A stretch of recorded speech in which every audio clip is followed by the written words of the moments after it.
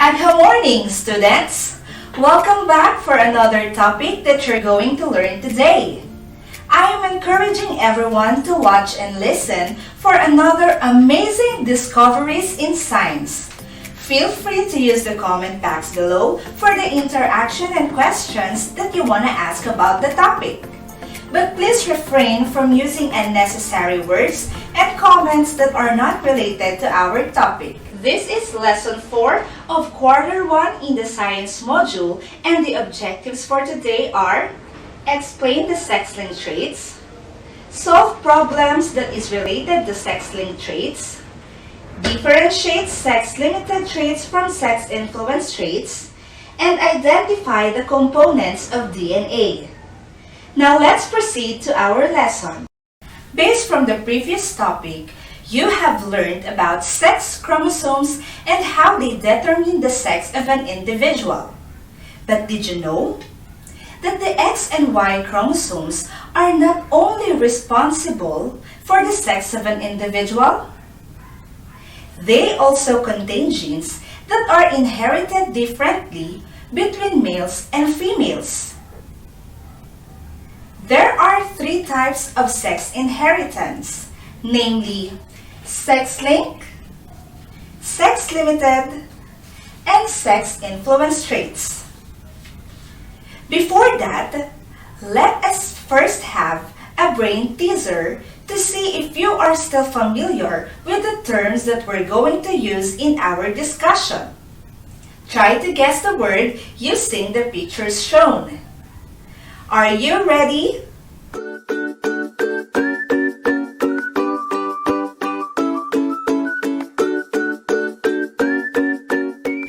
Number 1. It refers to the genetic makeup of an organism. In other words, it describes an organism's complete set of genes.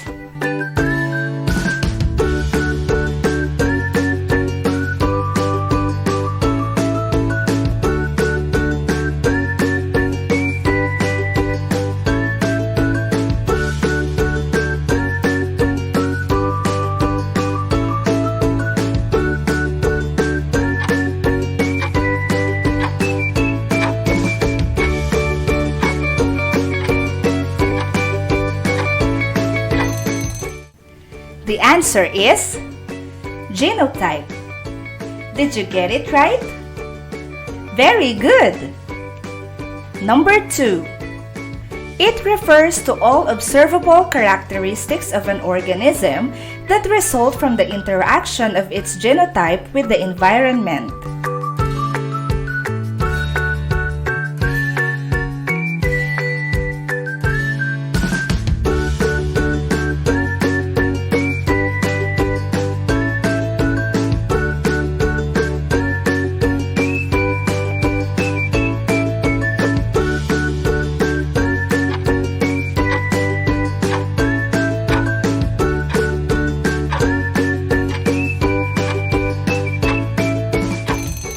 The answer is phenotype. Did you get it right? Great job! Number 3. It is a trait that is contributed by both parents and passed on to the offspring. It can be carried in a person's gene without appearing in that person.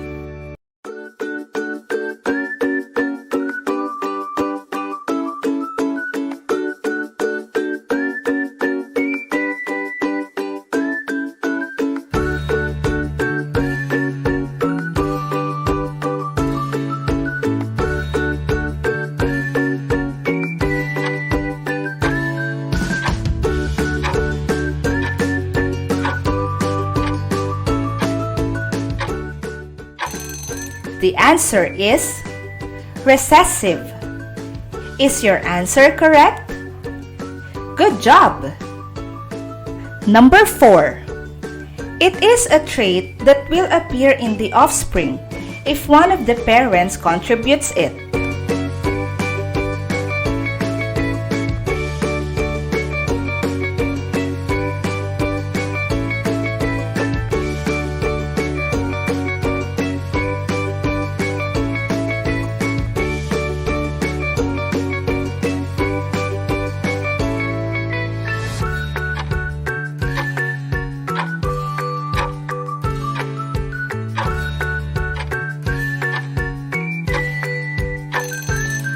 The answer is dominant. Did you guess the word correctly? Well done! Now let's discuss first the sex-linked traits. Genes located on X and Y chromosomes are called sex-linked traits. Genes located on the X chromosomes are called X-linked genes, while genes located on the Y chromosomes are called Y-linked genes, or often called as Hollandric traits. Most sex-linked genes and sex-linked disorders are on the X chromosome, since the Y chromosome is relatively short and consists of few genes. An example of an X-linked trait is color blindness. It is a condition wherein you are unable to see the colors correctly. Let's study this table. The X chromosome with the gene for color blindness is represented as XC, while the one without the gene for color blindedness is represented as X. Can you identify the genotype of a female who is colorblind? Notice that for a female to become colorblind, she must be homozygous for the colorblind genes. Therefore, the trait is recessive for her. If a female has only one X chromosome with a colorblind trait, she becomes normal because the other X chromosome will mask the trait, but the trait can be passed on to her offspring. She is therefore a carrier of the trait. Since males have only one X chromosome, the gene for color blindness that is to male will always be expressed. Thus, the male will be colorblind. This is the reason why color blindness is more common to male than to female. Another example of sex-linked trait is hemophilia. It is a condition in which blood does not clot properly, resulting in excessive bleeding after an injury.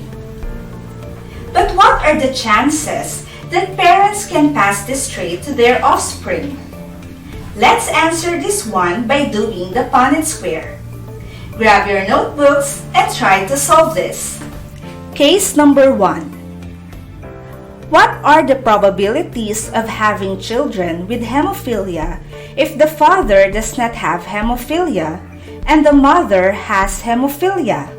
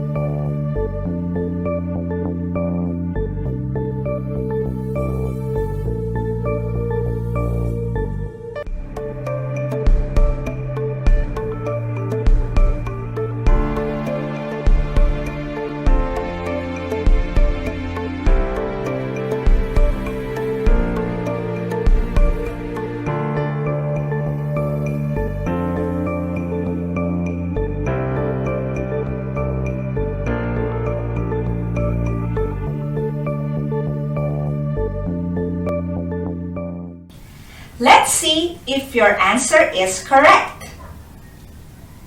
Based on the Punnett square, 4 genotypes arise from the cross with all 25% chances or probability.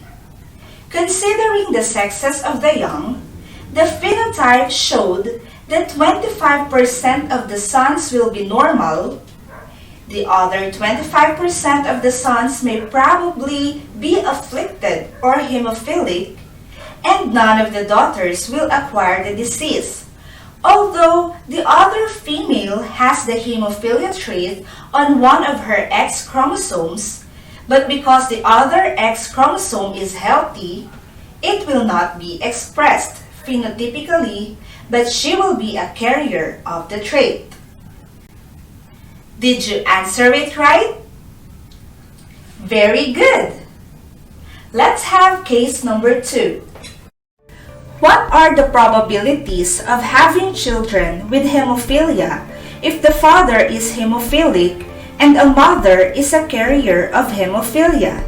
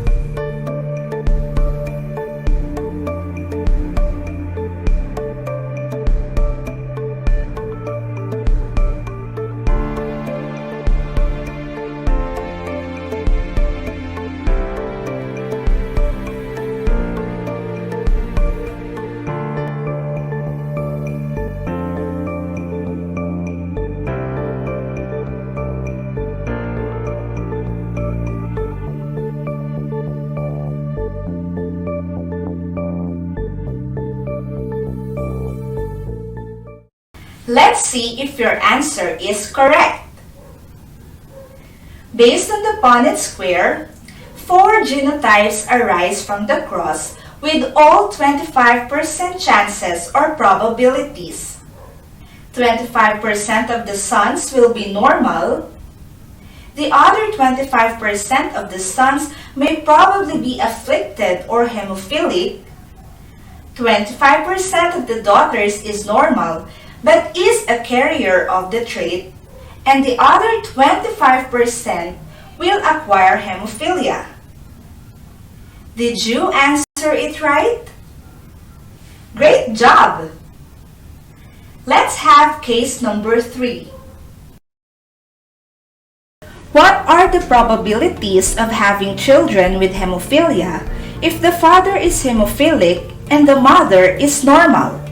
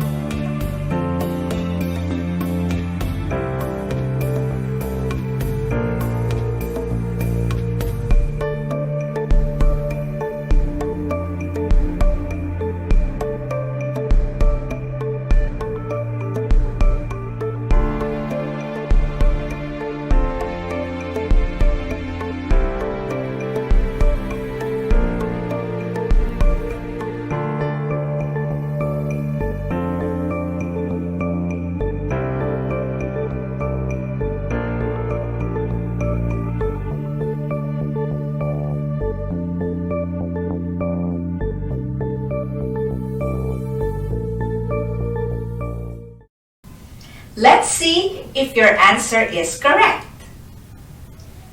Based on the Punnett square, 2 genotypes arise from the cross with 50% chances or probability. You will notice that none of the children will be hemophilic. So based on these 3 situations that we solved, it only proves that it is really the mother who is responsible for transmitting the trait to her offspring. Now let's proceed to the second type of sex inheritance, which is the sex-limited traits. From its word limited, the traits that are passed on are expressed only in a particular sex, either in a male or a female. Sex-limited traits are generally autosomal, which means that they are not found on the X or on the Y chromosomes. The genes for these traits behave exactly the same way that any autosomal gene behaves. The difference here comes in the expression of the genes in the phenotype of an individual. For instance, both male and female possess genes for lactation, but they are only expressed in females and never in males. Let's solve this sample problem on the sex-limited trait. If a white female hen is crossed with a homozygous barred rooster, what is the genotype and phenotype for each sex? Barred is the dominant trait.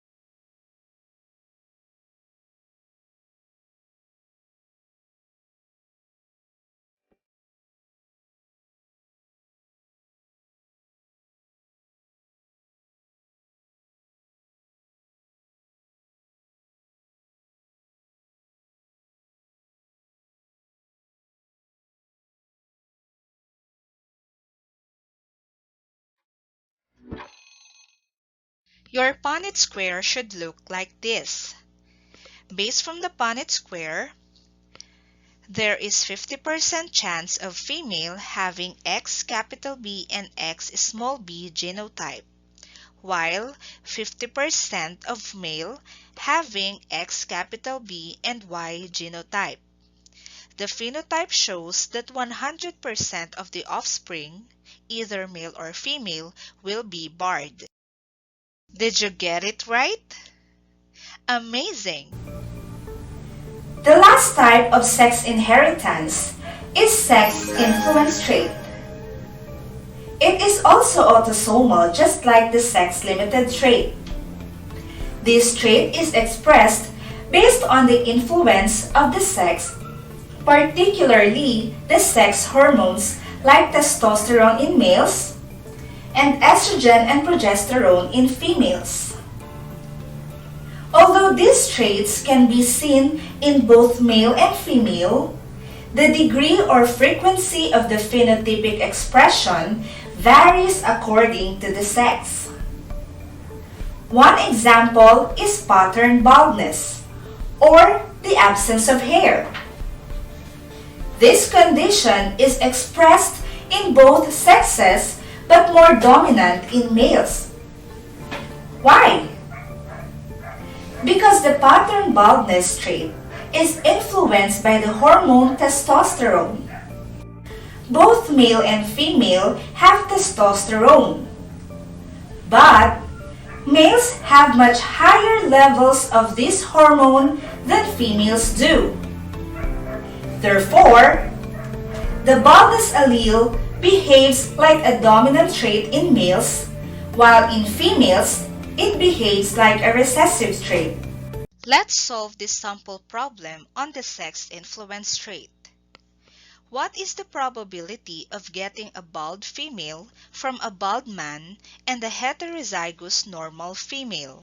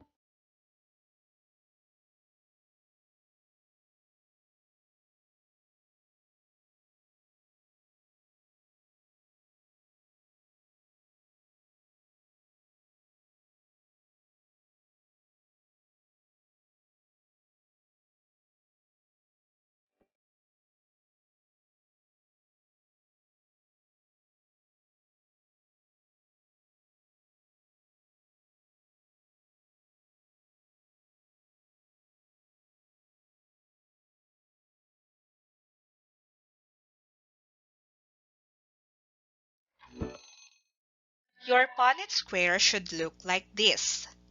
Based from the Punnett square, we have 25% chance of getting a bald female. Did you get it right? Great job! Can you name some examples of sex influence trait?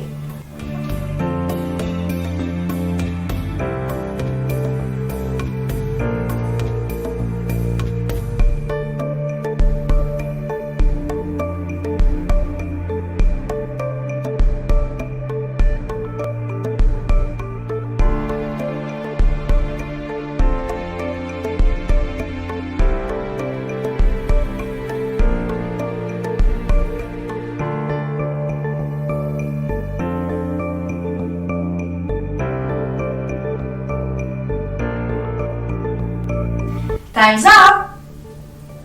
Other example of sex-influenced trait is facial hair or body hair.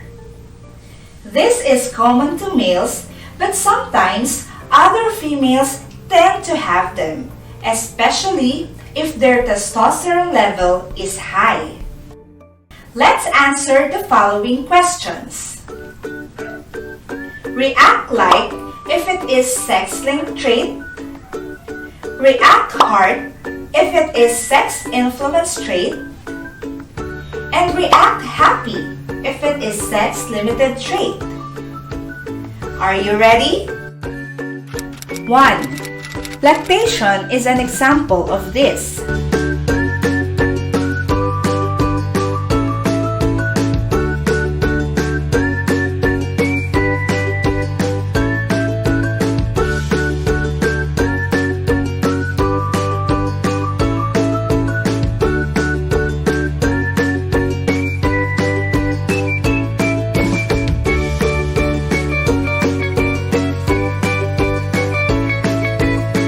The correct answer is sex-limited trait.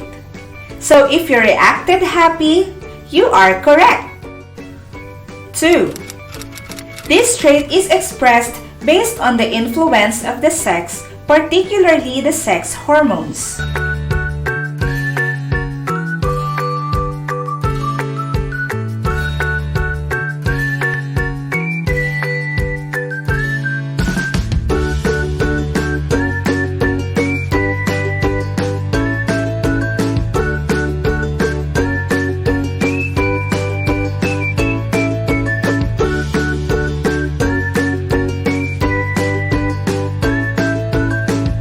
The correct answer is sex-influenced trait. If you reacted hard, you're very good. 3. Genes located on the X and Y chromosomes are called blank.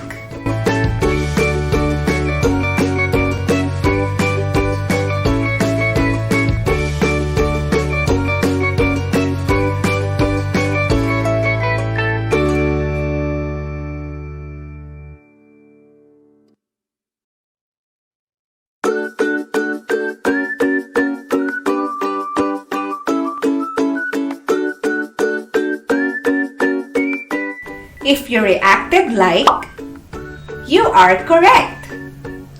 Great job! 4. Color blindness is an example of this trait.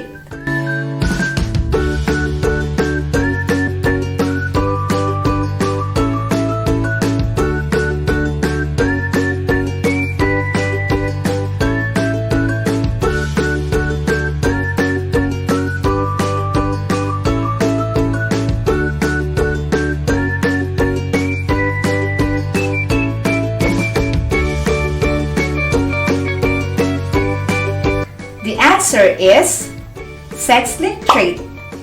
If you reacted like, you're very good. Last one. What are the two types of sex-related traits that are generally autosomal?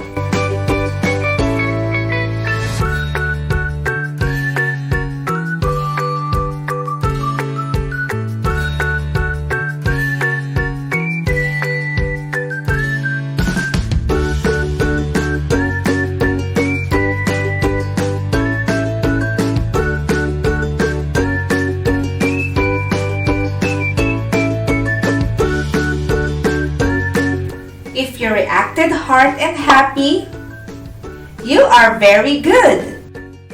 We've talked a lot about chromosomes and the inherited trait that genes produce. But how does the genetic material produce the characteristic of an organism? How is the genetic code passed from parents to offspring? All cells require some form of instruction to be able to function properly. They need guidelines, rules, and code for making materials in the cell. That code is DNA. DNA stands for deoxyribonucleic acid. D for the name of the sugar, N and A for nucleic acid. DNA contains the information that determines inherited characteristic. DNA is found in the nucleus of a eukaryotic cell. If we take a closer look at the chromatin inside the nucleus, we can see the structure of a DNA. The DNA has repeating subunit. These subunits are called nucleotides. Each DNA nucleotide has 3 parts which contributes to the structure and function of DNA molecules. They are phosphate group, a sugar, which is always deoxyribose, which is part of its DNA's name, and nitrogen base. Along the outside edges of the DNA molecule, you'll find sugar-phosphate backbone. These chains of deoxyribose sugar and phosphate group gives the DNA structure and helps maintain its shape. We often see this as ribbon running along the outside edge of a DNA molecule model. Nitrogen bases are found inside the DNA molecule. It's the sequence of nitrogen bases that carries the information for specifying an organism's trait. The nitrogen bases found in a DNA molecule are adenine, guanine, thymine, and cytosine. Adenine always pair with thymine. Guanine always pair with cytosine. To help you remember which bases link together, think of writing the letters. A and T both use straight line, while C and G uses curved line. The DNA is a spiral or helix in shape. Because the DNA is double-stranded, we use the phrase double helix to describe its structure. You can be familiar with DNA by constructing a model of DNA, which can be found on your learning module page 30. You can ask guidance from your subject teacher to accomplish it. To summarize, here are the key points that we have learned. Sex-linked traits are inherited through the X chromosomes. Males have only one X chromosome. Thus, if they inherit the affected X, they will have disorder, while females have 2 X chromosomes. Therefore, they can inherit or carry the trait without being affected if it acts in a recessive manner. Sex-limited traits are those that are expressed exclusively in one sex. Sex-influenced traits are expressed in both sexes but more frequently in one sex than in the other sex. DNA is composed of chains of nucleotides built on sugar and phosphate backbone and wrapped around each other in the form of a double helix. The sugar-phosphate backbone supports 4 bases: guanine, cytosine, adenine, thymine. Adenine always pair with thymine. Cytosine always pair with guanine. For further questions and clarifications, do not hesitate to ask your subject teacher so they could guide you and help you in answering the activity sheets. For your assignment, please answer pages 25 to 29 of your learning module. Once again, this is Ma'am Cherry, your science teacher, and I hope you learned a lot today. Good day, everyone!